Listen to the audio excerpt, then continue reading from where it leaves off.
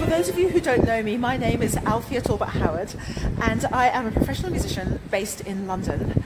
And I'm sure you can see a rather lot of water in the background. I'm currently on the north bank of the Thames, on the east side of London, quite far east. And I'm just awaiting an Uber boat to come and collect me and anybody else who rocks along shortly, to cross over to the other side of the river, to the south side, where I'm going to travel a little further on the train and then arrive at a concert hall there to judge a music competition. So I'm very excited that somebody rang me from one of the London conservatoires last week and said, would you like to come join the panel to judge our soloist competition? And I was really thrilled. As I say, we're going to have the usual suspects, which is one pianist, one violinist and a mezzo-soprano. So those of you who are musicians will laugh, because those are the kind of people who generally turn up on stages in evening concerts and so to play concertos and all the rest of it. Anyway, I'd just like to apologise for all the wind noise that I'm sure that you're getting. I haven't yet managed to get a vlogging kit owing to pressures of work, and I need to read the reviews and things like that. So I don't have one of those boom microphones with a woolly fleece on top that would stop you from having this terrible wind shear. Anyway, I hope that you can hear something, and I think the boat might be, I hear something in the background. Let's see whether it's going to be arriving shortly. False alarm, it's a barge. I'm not planning on travelling on that thing. I must just say that this is actually the working end of the river. So let me just take you down there. In that direction lies the Queen Elizabeth II Bridge, which is the Dartford crossing. And there's also some kind of ship, which might be a cruise ship, that's over there. Let me see if I can just zoom in a bit.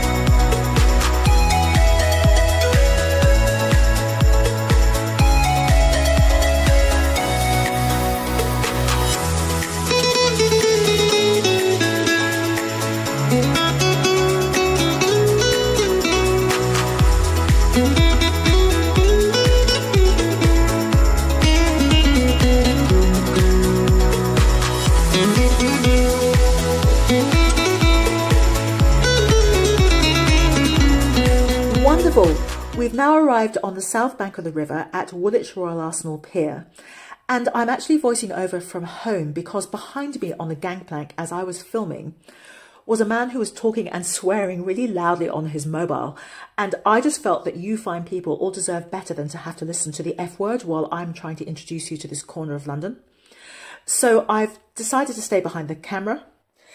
This is the Royal Arsenal historic site, which is notable for the wonderful Georgian buildings that you can see ahead and to either side.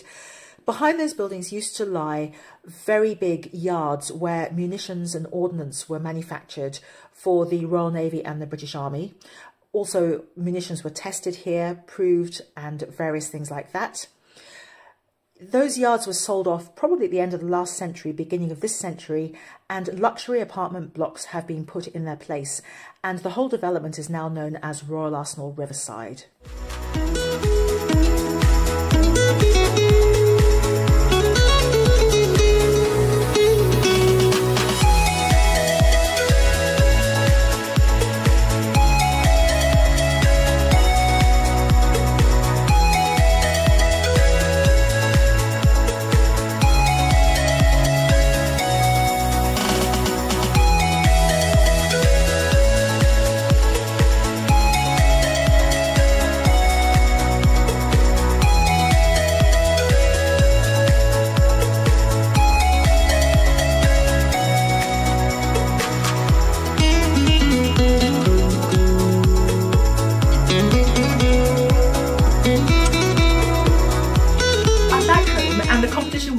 really, really well, particularly for the person who won.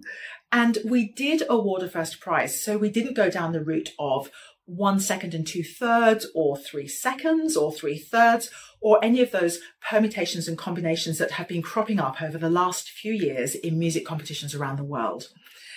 That in itself is actually a really interesting topic, and it's one that I think I might address in a vlog at some point in the future, more distant from this competition, partly because it's not relevant to this competition because we did give a first place, but also because it would be interesting actually to interview some of my colleagues for the vlog. Hint, hint, anybody out there who would be interested in talking about that and canvassing opinion about this very, very controversial area. So I do plan to tell you who won at the end, hoping that you might want to watch your way through, or else you can fast forward. So that's something to look forward to. So just to explain a little bit about the chips, which relates to the question that Andrew asked me about why I had put these avocado platters into the vlog, which in itself relates to the genre of vlogging whereby one is supposed to show one's food to everybody. So what happened was, when I found out that I was going to be going to Blackheath, I thought, oh, this is great. I'm going to be able to have a really scrumptious meal because there's some very nice restaurants there, or at least they used to be.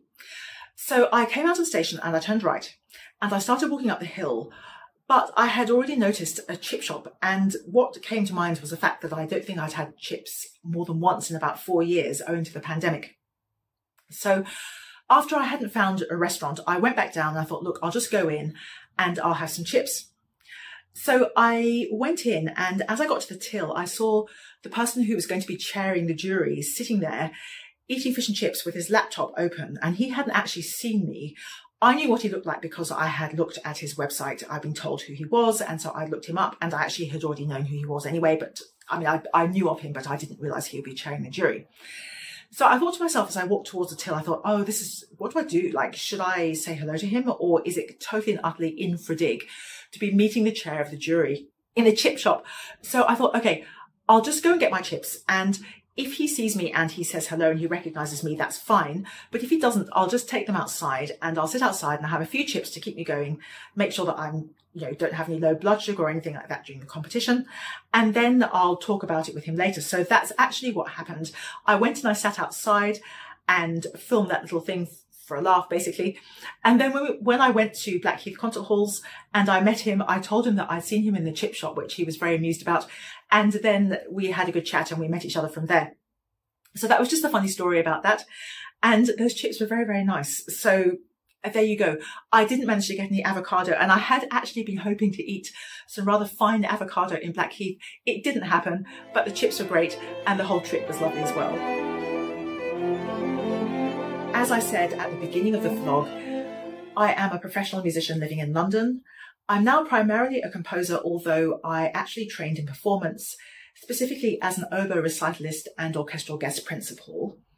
You will be hearing some of my music in these vlogs, but I've also decided to go with the genre.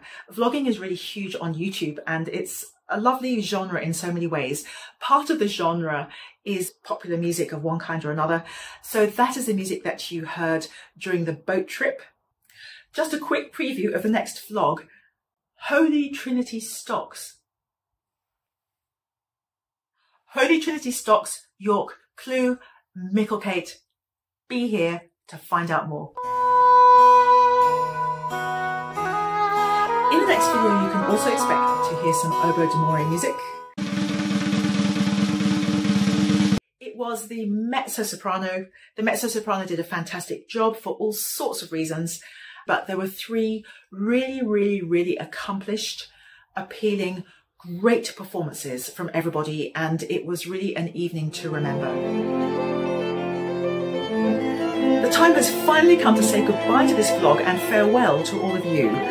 Whether you are a musician or not, may you live well, play well, practice well, and stay well. Until next time.